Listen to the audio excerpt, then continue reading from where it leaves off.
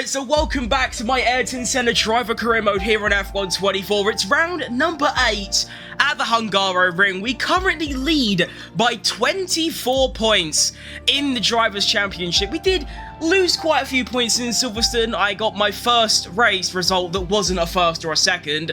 I got third, so the 100% podium form does continue, but as you can see, Max Verstappen has now won 2 on the bounce and has closed that championship lead down a lot. Also in the Constructors, we now only lead by 11 points, so, you know, me against Verstappen, McLaren versus Red Bull, it's almost like it's in real life, do you know what I mean? It's Lando against Verstappen, McLaren against Red Bull. It's happening in the game as well, so let's get into qualifying, and hopefully, for the first time in, like, 5 or 6 episodes, I can actually have a decent qualifying, do you know what I mean? Alright, welcome to qualifying. Now this is run numero uno. Everyone else has set a lap time. So let's see where I stand. I think I do know for a fact that Max Verstappen is currently in P1, so it's not fantastic really when your title rival is in first. Round turn 1, that was a bit... oh, I don't know. I felt okay.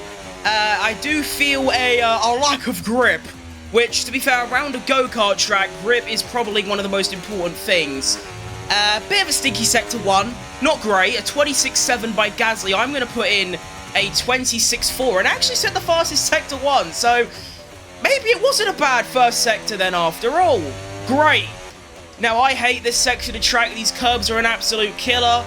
Really careful on the exit. Right up to the grass, because, you know, I take risks in that. Do you know what I mean? I'm well hard. Now this next corner, I hate this inside curb. It will send you flying into a wall like Sergio Perez in like 2013. I don't remember. I wasn't watching F1 at that point in time. Final corner, let's make it big. That was not very big. Just don't get oversteer. That's alright. I could have used a lot more overtake on this lap, but I'm going to put in a 13.5, which, you know, Verstappen, 1 place ahead. There is definitely time in that lap still. Of course there is. That's great. If you think about it, P4 is already better than pretty much any result that I've got in this series in a little while, and just in my videos in general. My qualifying has been really stinky, so that's encouraging. And then I drop down to P5 because of Sainz. So going by that, I'm currently 4 tenths off Sainz. Whew, that man is quick. So my gap to Verstappen is currently 90 milliseconds, or is that 110? That's 90. Yeah. So 90 milliseconds to Verstappen. 3.5 tenths off the lead, not 4. I can't do basic maths. Lando Norris, though, 3 tenths behind me down in P9. It's not fantastic. And that's actually a trend that I've been noticing recently. When, like, Lando's done really well, I remember in Silverstone he qualified, like, P3, P4. I was 7th. And then we can't both be, like, 6th and 7th, 4th and 5th, 1st and 2nd. No, it's either one of us is 2nd and the other's 10th, or vice versa. So, let's see. So, Sector 1 is bang on. Sector 1 is great. Sector 2, I'm lacking maybe about a 10th, and Sector 3, about a 10th as well. So, if I can go and find a 10th in Sector 1 and 2, 2 and 3, and have an equal Sector 1, there's a potential front row. Maybe. Let's go find out. Alright, here we go then for my final run of qualifying. Got a lovely clear track ahead of me, and I just want to say before I start this lap, if you could please like the video, it helps out unimaginably. The support recently, like I said in my last episode, has been absolutely mental, and I'm dedicating this lap to all of you watching right now. Let's get a pole position, come on. Round turn 1, already found about 40 milliseconds. But there is still a lot more time left in this absolute beast of a car. Max Verstappen goes fastest with a 13.1. That's a good lap time. But Senna, Fat Crim, fastest Sector 1. My Sector 1 has been flying along recently. The annoying little curbs, shoulder clear. A 1 minute 12.9 from the lad. What a lap time that is. I'm still pushing on really nicely though. This lap is absolutely fantastic so far. Sector 2 is going to come through. I am 3 tenths up on Carlos Sainz. And it's the fastest Sector 2 for Senna as well. Final 2 corners. I am bricking it. Oh, Verstappen oversteer. That's okay. Final corner. Great exit. Overtake down. 6 tenths of a second. Give me it. Give me it, please. Give me it so I can... Let's go. Okay, I overreacted a bit there. The back lap time. Whew. You know what? You know what, yeah? That's nuts. I got adrenaline from that. Come on. Who do you think I am? There's a reason that people compare me to Lewis Hamilton, Michael Schumacher. There's a reason they do that. There's your example. Bosh! When I say that is the best lap of Hungary I've ever driven, I'm lying. That could have been a little bit better. You know, I know that's a bit of a mad thing to say, like, oh, you just got pole, unpredictably got pole, and you're like, well, I could have gone quicker, but that's just the way I am. There was at least another half a tenth in that. Especially going round into the final sector, you know, I had that little step oversteer, that little way moment. But at the end of the day, it don't really matter because that might be the best pole position I've ever got. That was great. Lando Norris, unfortunately, couldn't quite do the same as me and pull 6 tenths out the bag. He qualifies P7. Qualifying as well, by the way, is especially important around here because, like I said earlier, this track is like a go-kart track. You can't really overtake around here. Yes, there is turn 1, but you sort of need to be within 2 tenths coming out the final corner to actually get the move done. So being on pole is ginormous, and also my title rival Max Verstappen down in P4. Whew. I'm going to take a 5-minute break after that one, but let's head into the race. Finally, I've had a good quali result. Yes! Welcome to Sunday for the Hungarian Grand Prix 2025. I know it says 24, but this is Season 2, so technically it's 25. It looks a bit gloomy today, but I don't think we are going to have any rain. As you can see, it says it's just overcast, and honestly, isn't, like, cloudy better conditions than dry in terms of, like, just overall pace? Someone has to correct me on that, but I think David Croft said it once, but... that man is wrong about 50% of the time of the things he says, so who knows. Right, so I've actually been mucking about with the strategy a little bit recently, and these are the two that I've come up with. A soft to medium, and obviously a medium to hard. Now, this is very tricky to call, because obviously the soft is going to give you that pace from the start, but then that will obviously slowly degrade throughout the race. And this says, if a projected race time is going to be 3 seconds quicker, I reckon... because of the tyre wear being low, you can have a lot more consistently fast lap times. Honestly, I might do that. I was actually going to commit to the softs, but I kind of like just that consistent, decent tyre performance throughout the entire race. Yeah, I'm going to go for this.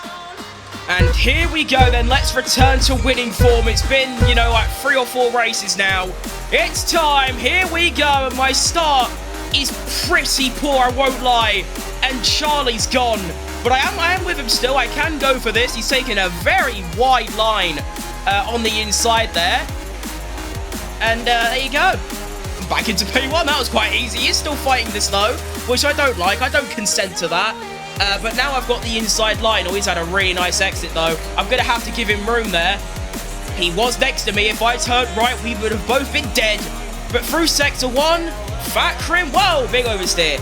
I lead. That was a very interesting turn 1 and a few couple of corners. I feel like I wasn't as enthusiastic about that as I should have been, to be honest. But, yeah, I managed to keep P1. Now, Leclerc being stuck behind me isn't such a bad thing, to be honest. Like I said, overtaking here is extremely difficult. I think what I might do, actually, is when I stop, lower my downforce a tad. Just because I'm already in P1, all I have to do really, technically, is defend. And obviously, if I've got really good straight line speed, defending is very easy around here. So that's what I'm going to do. There's the end of lap 1. Let's see Charlie's straight line speed. It doesn't look fantastic, to be honest. I think he is going to go for the move, though, and I do have the inside line. Oh, I've outbraked myself a bit there, though. That's not good. Okay, Leclerc had oversteer. Nice. So I do manage to hold on to the lead. And can we just, like, chill for a moment? Let me, like, you know, get in a bit of a rhythm. I'm all over the place at the moment. Please! Alright, here we go then. First bit of DRS for Leclerc, and he is making use of it. My goodness, round the outside he goes. And I I can compete with that, but it's going to be a bit tricky, because now he also gets DRS for a second time. I'm trying to use overtake, but I cannot get anywhere near the lad. That straight line speed is mighty. I didn't think the DRS would be that useful around here, but hey, he's just proven me wrong. So I'm now down to second. I have no idea if I even have the ability to stick with Leclerc and maybe go for the move down into turn 1 like he just did to me. I don't know if I have the pace for that. Right, update. I had the pace for it. I am sticking with Leclerc, but I'll tell you what, the oversteer that I'm getting right now is a big issue, and I am way too far away to go for a dive into turn 1. Hang on, no, maybe not. Yep, I'm going for that. 2! Get me round. Wheel to wheel with Charlie. Oh, that was not good. And I have the DRS again. Whoa, Leclerc, you can't just block me like that.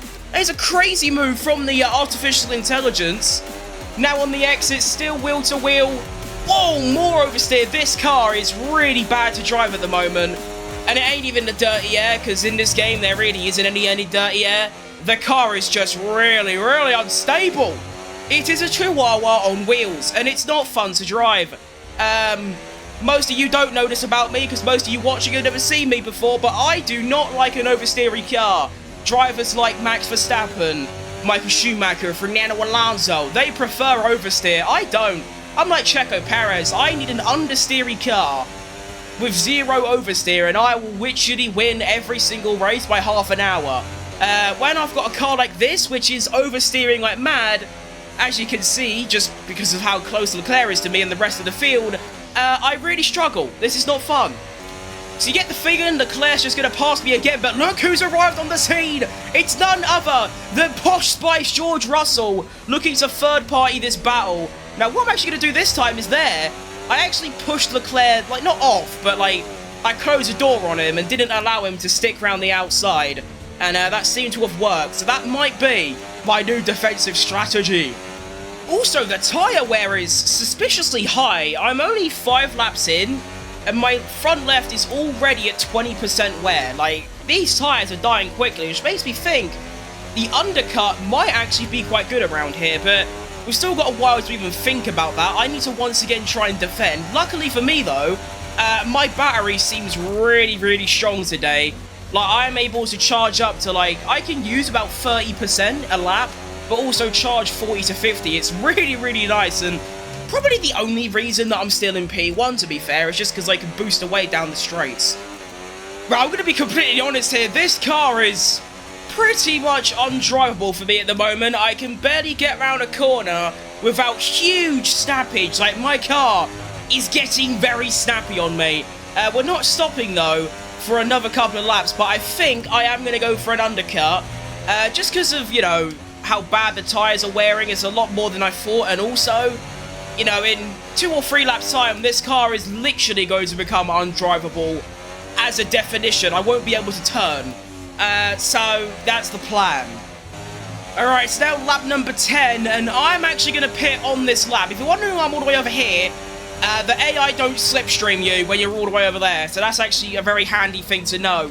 It's a bit, you know, cringe, but I don't really care, to be honest. I am going to pit on lap 10, this current lap, a lap early, and we're going to see how the undercut performs. My plan is that I should come out last.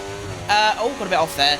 I should come out last, which means I should get some nice clean air, which, to be fair, I'm already in clean air, so it shouldn't matter too much. But I just think the undercut's better. Alright, shut up.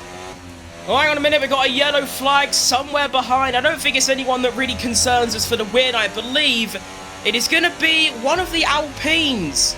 And in every series that I'm doing, which is currently 3, the Alpines are having an absolute rotter. And it's yeah, Piastri isn't an Alpine in this, isn't he? I forgot he moved teams. It's actually a bit mad when you think about it that he went to Alpine in my career mode after that kerfuffle that happened in real life in 2022. So into the pits we must go. E-I-E-I-E-I-O. And yeah, we do need a good stop here. Of course, well, we need a good stop anyway, but more specifically now, because I need this lap to be fast, I need it to be clean. Come on, the boys! That looked a bit dodgy. I didn't like that front right at all, but it's a good stop. 2.5 seconds, that's about as good as you could possibly get. We come out dead last, but look at that beautiful clean air. But Like I said, I was already in clean air, but let's just see. I just think that my lap time on a brand new hard will be a lot better than these old mediums I was just on, and the car already feels better. There's a lot more grippage going on. It's not stamping like a bastard as much. Let's just see, though, when the other drivers come in to stop, if it's actually worked or not.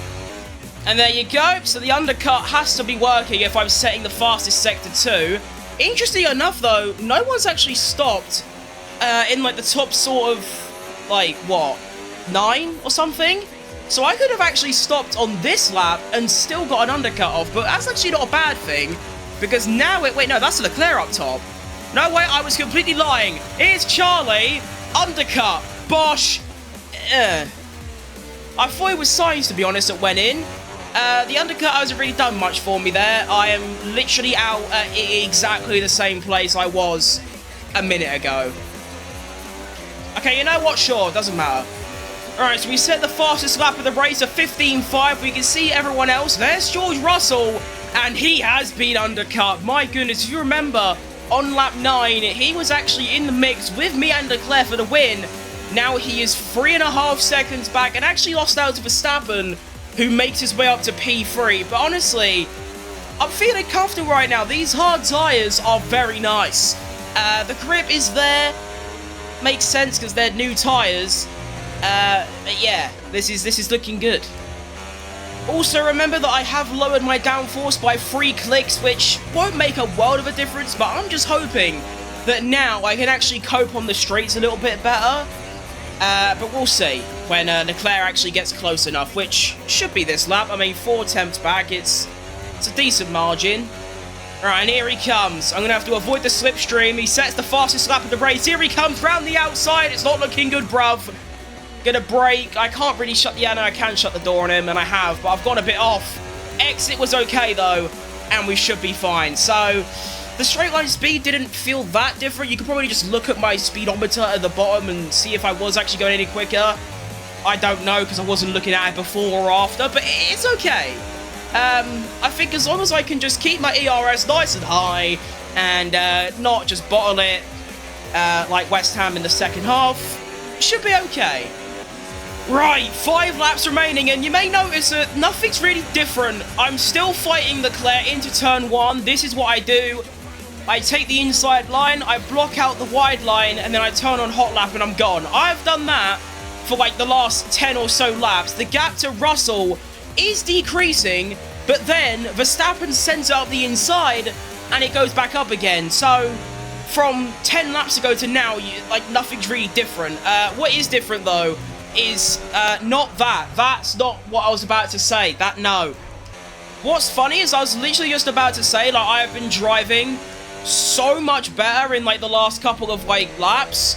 Like, very consistent, very fast on these hard tyres. And one thing that has come to my attention is my fuel.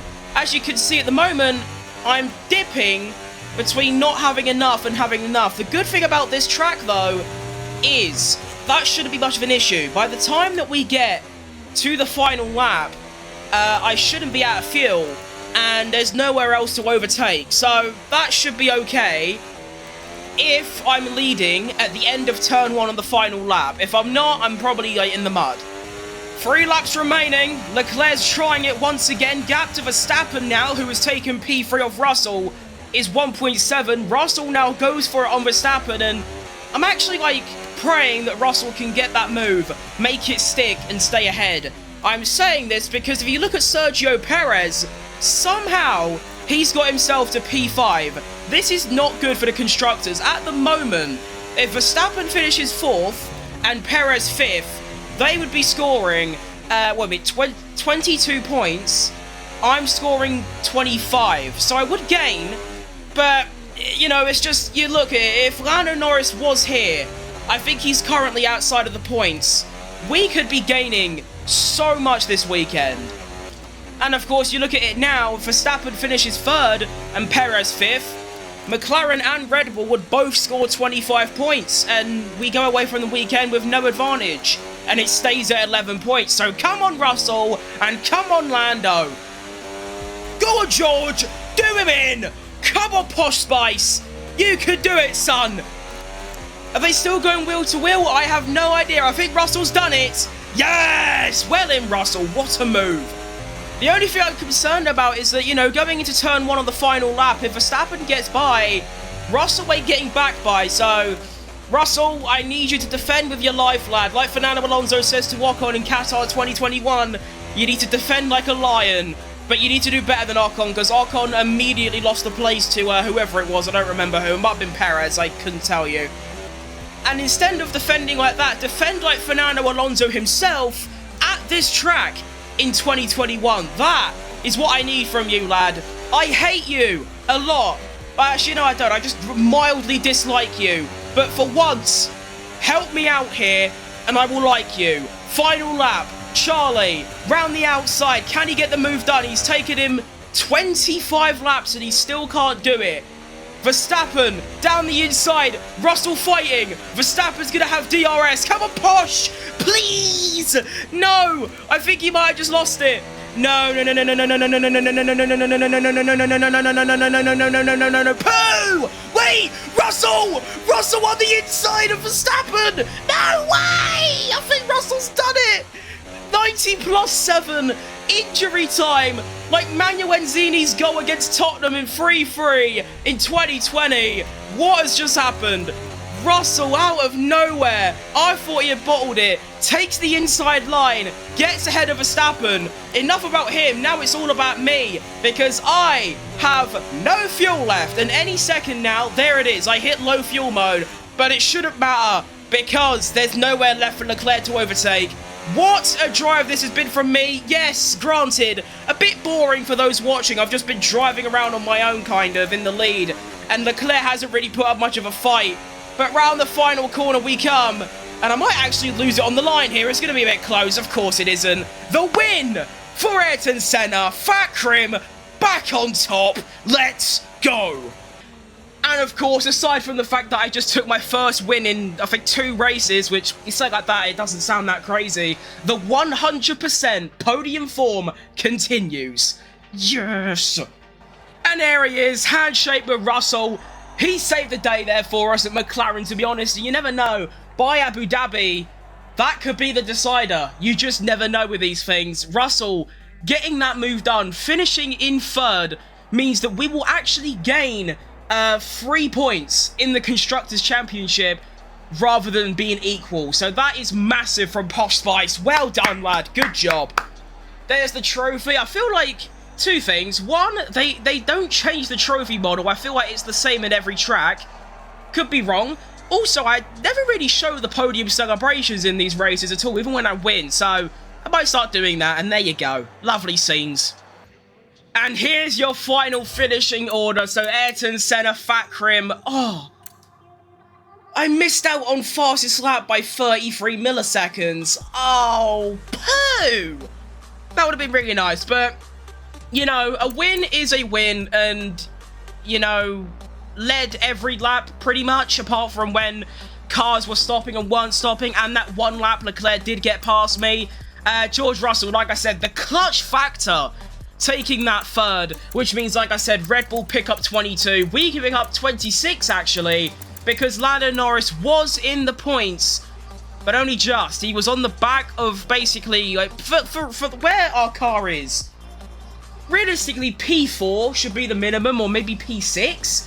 But you look, the gap between us 5, and by 5 I mean McLaren, Ferrari, Mercedes, Red Bull and Aston Martin, comparing to the RBs, the Hatters and the Alpines, is huge. So, the fact that Lando is finishing P10 is like Perez in real life. He's the slowest of the top. Not great. So, we look at the standings. We now lead the drivers by 37 points. I don't know how, I completely forgot about the Drivers' Championship. Obviously, Verstappen finishing 4th is not only clutch for the constructors, but also the drivers. We now lead by 37. And honestly, after Silverstone, obviously Lando's home Grand Prix, I was sort of hoping that, you know, after getting a P4 finish, he would push on a little bit and, you know, maybe start to climb this driver's order and go for a top 3, maybe like a top 4. But once again, he just stunk.